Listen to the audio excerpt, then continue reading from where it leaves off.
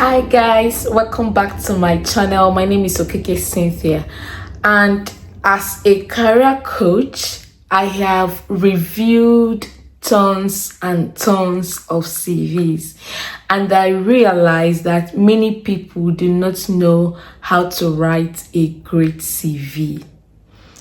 Most of us think that our CV isn't attracting interviews because we don't have good experience in the role we are applying for. However, the real problem is structure, the way we structure our CV. Now, recruiters do not read your CV from top to bottom. They do not read every line. Rather, they scan them.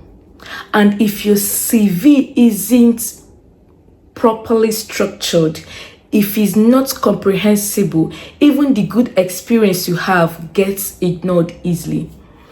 In this video, I'm going to demonstrate how a perfect CV structure should look like, what to include, what to remove, how to arrange it so that recruiter can understand your value in seconds, because there is no time. So whether you are an entry-level graduate or experienced professional, this structure works across different industry.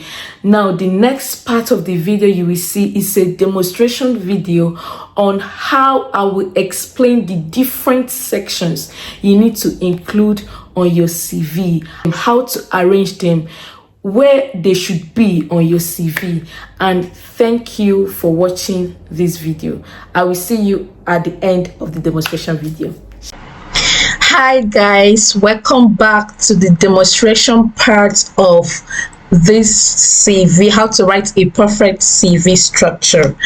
Now, there are different sections that you need to include on your CV, as I've mentioned in the other part of the video. The first one is the profile section. The profile section. Now, this has to include your name, the title or role you are applying for.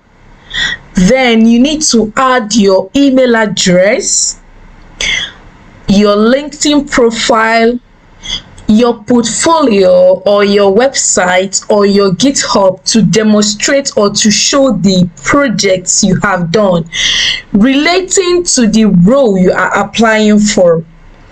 Then you need to include your phone number they will use to contact you, then your location and certificates link.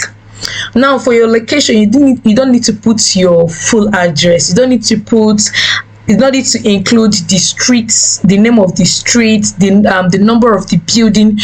Those things are not necessary.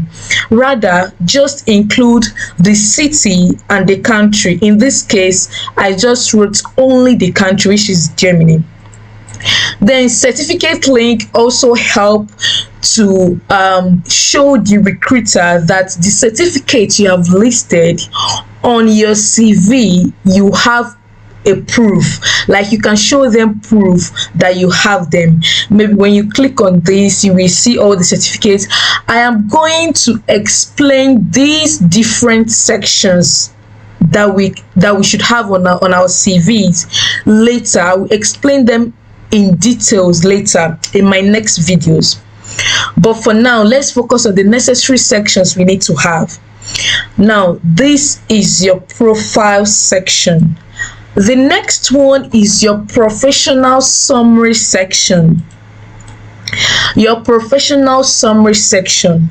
Now, I have reviewed a lot of CVs and I see people writing summary of 6 lines, 7 lines, 8 lines. It's way too much for summary. Summary needs to be clear and concise. It should state who you are, how many years of experience you have, and what you are doing, what you intend, the value that you intend to give to the company. For example, in this summary, I say organized and proactive project coordinator with 3 years of experience supporting project teams to deliver work on time and within scope, skilled in planning, coordination, scheduling, and stakeholder communication, hands-on experience using Jira, Microsoft Project, etc. That's all. I don't need you to include master students of electrical and electronics engineering. Rather, you said maybe organized and dedicated electrical engineer with 5 years of experience. That's what I need to know. I don't want to know if you're a master student. I don't want to know if you just finished school. Straight to the point, sorry. Then the next section that should follow immediately after summary. Now it depends on how you want to write your CV, whether you want the professional experiences section to follow immediately. I always prefer that, but there are a lot of ways to write CVs, and this is one of them. Professional experience section. The first thing is your role in that company, followed by the name of the company, then the time, the month and year that you started working in that company, or maybe till present, or maybe you have stopped. You should always include these 3 things. It's very important. And another thing that I see a lot of people make mistake is they arrange their professional experience section instead of in reverse chronological order.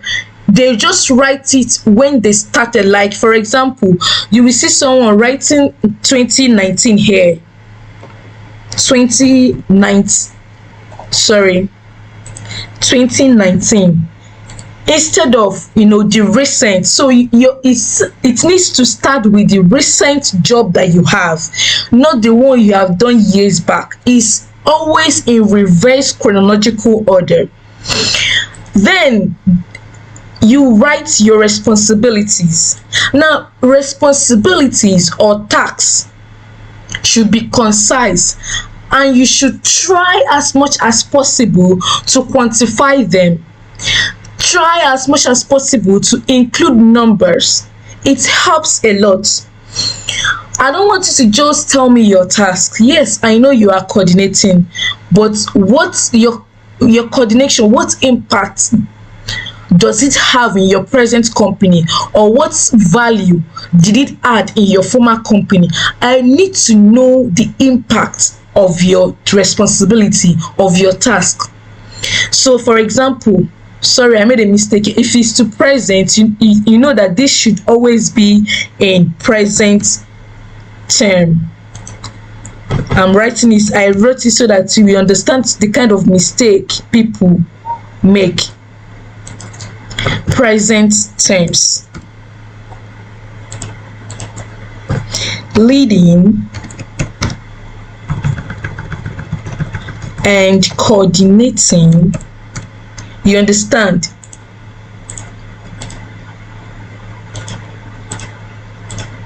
Also use what can help you, track grammar. I will also make videos on that. For now, let's focus on this. So if it's still present, you have all your responsibility should be in present tense. Now, if it's in past tense, you know that it should be in past tense. Not if it's in past tense, you have ended this job already, and I'll come and be saying assisting a resource planning and allocation, but you have already done with the job. So I don't need it to be in present tense. I need it to be in past tense. Now, when you have done this, please let your bullet points be at least 2 and maximum 5. It should not exceed 5. In short, I always tell my fellows, let it be 3, maximum of 4. It should be minimum of 2, maximum of 5. I don't want to see lists of bullet point like 7, 8. No, that is not relevant. It will make your CV very difficult to read. Now, going to the second company, you state the role again, the company, and the starting date and the end date. Remember, it should be in past tense. Make it concise. For example, this first one: assisted in resource planning and allocation, improving overall team utilization by 15% while balancing workloads and project priorities. Short, concise, quantified, very straight to point. Then the next one, project coordinator, like that. Then to our next section, which is technical skills or soft skills. I always write skills, but you can also write technical skills slash soft skills. Then you include your skills. For example, this one, project management. Okay, you have skills in Agile, Waterfall, Scrum, Kanban, Microsoft projects. GIS, you have knowledge and skills, experience in QGIS. Computer, Microsoft Office suite, Google Productivity Workspace. Soft skills, communication, problem solving, negotiation, team leadership, work ethic. Include all of them. Include them. These are part of your skills. You include your technical skills and include your soft skills. This will help a lot. Then going forward to our fifth section, which is education. Here you just need to go straight to the point, please.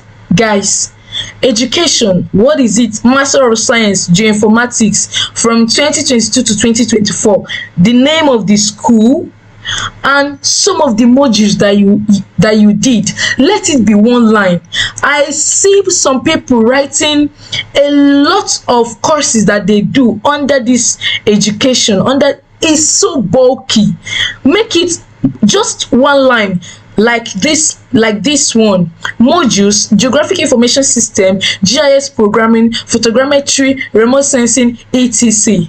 Done. The second one, your bachelor's, the name of the school, from when to when, modules, include them. Done. You understand? Make it very concise. Recruiters do not have time to read through all these things that you list. They just want to get the main thing out of your CV in 5 seconds and know, okay, if they're going to send out an interview link or not. Then the next section is your certificates and awards. Then list the certificates that you have done, and if you are currently doing one, write in view. List another one, write the platform and the year you got the certificate. For example, Atlassian Jira Agile PMP certificate, got that on LinkedIn Learning Platform 2026. Jira Confluence, got that on LinkedIn Learning Platform 2025. Asana Foundations, got that on Asana website 2025. Coursera, Udemy, edX, all of them, include them. Then if you have some awards, you can include. If you have no awards, you leave them. Then another section that I think is always very important, especially for entry-level graduates, is